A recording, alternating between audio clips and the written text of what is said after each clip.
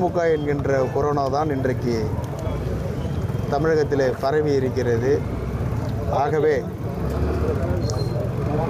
கடந்த தேர்தலை விட இந்த தேர்தலில் இரட்டடிப்பாக வாக்குகள் பெற்று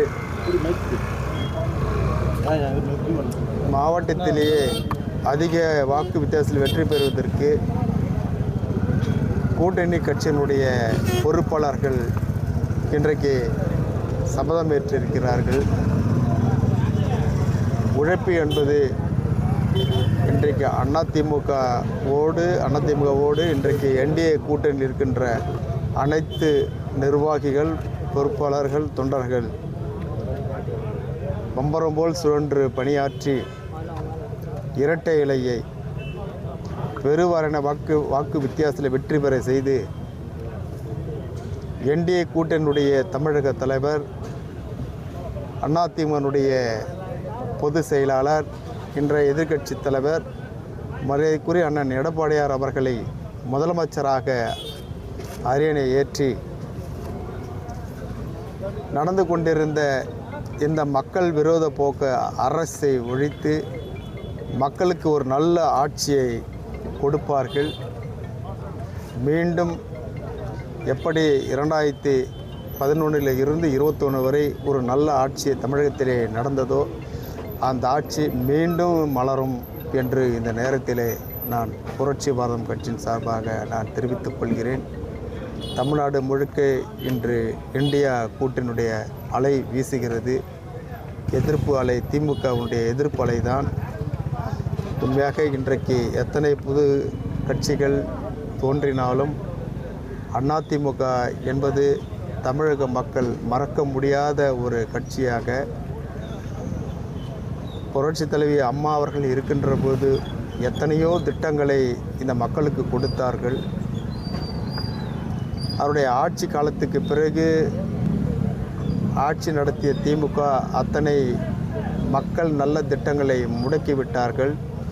அந்த நல்ல திட்டங்கள் எல்லாம் மீண்டும் மலர்வதற்கு மக்களே இரட்டை இலையை தமிழ்நாடு முழுக்க கூட்டணியை தேர்ந்தெடுத்து அண்ணன் எடப்பாடியார் அவர்களை முதலமைச்சராக்குவார்கள் என்றுதான் மக்கள் நினைத்து கொண்டிருக்கிறார்கள். ஆகவே அது நிறைவேறும்.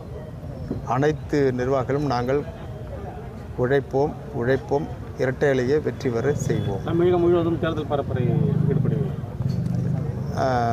டைம் கிடைக்கும் போது எங்கெங்கே போகிறதுக்கான வாய்ப்பு இருக்குதோ அங்கெல்லாம் போய் நான் பரப்புரை செய்வேன். சார், தமிழ்நாடு சட்டமன்ற தேர்தலில் வந்து திமுக வந்து ரொம்ப ஸ்பீடாக போயிட்டுருக்காங்க. தேர்தல் பிரச்சாரத்தில் ரொம்ப ஸ்பீடாக போனாக்கா விபத்து ஆகிடும். அதனால் பார்த்து பொறுமையாக போனால் தான் மக்கள் மனசில் இடம் பிடிக்க முடியும். அவங்க போகிறதே வந்து மக்களுக்கு எதிர்ப்பு ஆட்சி செய்ததுனால தான் ஸ்பீடாக போகிறாங்க. அந்த ஸ்பீடு, அந்த பணத்தை வைத்து நாம் வாக்கு வாங்கி விடலாம் என்று நினைக்கின்ற அந்த நினைப்பு அது தவறாக முடிந்துவிடும். பணத்தை பெற்றுக்கொண்டு மக்கள் இரட்டலைக்கு தான் வாக்களிப்பார்கள். சார், காங்கிரஸ் வேட்பாளர் அறிவிக்காமல் இருக்காங்க, எப்படி சார் பார்க்குறீங்க? அது காங்கிரஸ் தலைவர் தான் போய் கேட்கணும்னு நினைக்கிறேன். திமுக காங்கிரஸுக்கு இழுப்பறின்றதுனால தான் அது கண்டிப்பாக அது ஒரு ப்ளஸ் பாயிண்ட்டாக தான் என்டிஏ கூட்டணிக்கு இருக்கும். ஏன்னா காங்கிரஸ்காரங்க மிகுந்த மன உளைச்சலில் இருக்கிறாங்க.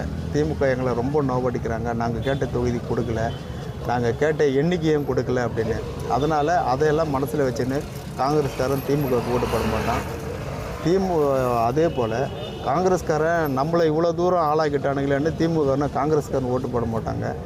இந்த சிக்கலில் வந்து அந்த கூட்டணி படுதோல்வி தான் அடையும். என்டிஏ கூட்டணி மிகப்பெரிய அளவில் வெற்றி பெறும். அவங்க கூட்டணிக்குள்ளே கருத்து வேறுபாடு இருக்குன்றீங்க? அதிகமாக இருக்குது. அதிகமான கருத்து வேறுபாடு. அந்த கூட்டணியில் அனைத்து கட்சிகளும் அதாவது கடந்த தேர்தலில் கொடுத்த சீட்டை விட இந்த தேர்தலில் குறைச்சிருக்கிறாங்க. கூட்டணிக்கு பலமாக மாறும். அதான் ப்ளஸ்ஸு, பலம், கூடுதல் எல்லாமே ஒன்று தானே. அதனால் பலமாக தான் மாறும். கூடுதலாக முன்னை விட இடங்கள் கிடைக்கும். ஸோ திமுக ஆட்சியில் தான் வந்து பெண்களுக்கு அதிக சலுகை செய்திருக்காங்க, அதிமுக ஆட்சியில் வந்து அதிக சலுகை செய்யணும். கரெக்டு. திமுக ஆட்சியில் தான் அதிக பெண்கள் பலாத்காரத்துக்கு ஆளாக்கப்பட்டார்கள். அதுக்கு என்ன சொல்கிறது? அது நல்ல ஆட்சியா? வந்து முன்னாள் அமைச்சர் அதிமுக சீட்டு ஒதுக்கீடு பண்ணியிருக்காங்க, அது சம்பந்தம் அது அவங்க கட்சியினுடைய உரிமை. அதில் நம்ம எப்படி தலையிட முடியும்? அவங்க யாருக்கு ஒன்றாலும் சீட்டு கொடுக்கலாம். அது அவங்க கட்சியினுடைய கொள்கை. அதை நம்ம தப்புன்னு சொல்ல முடியாது.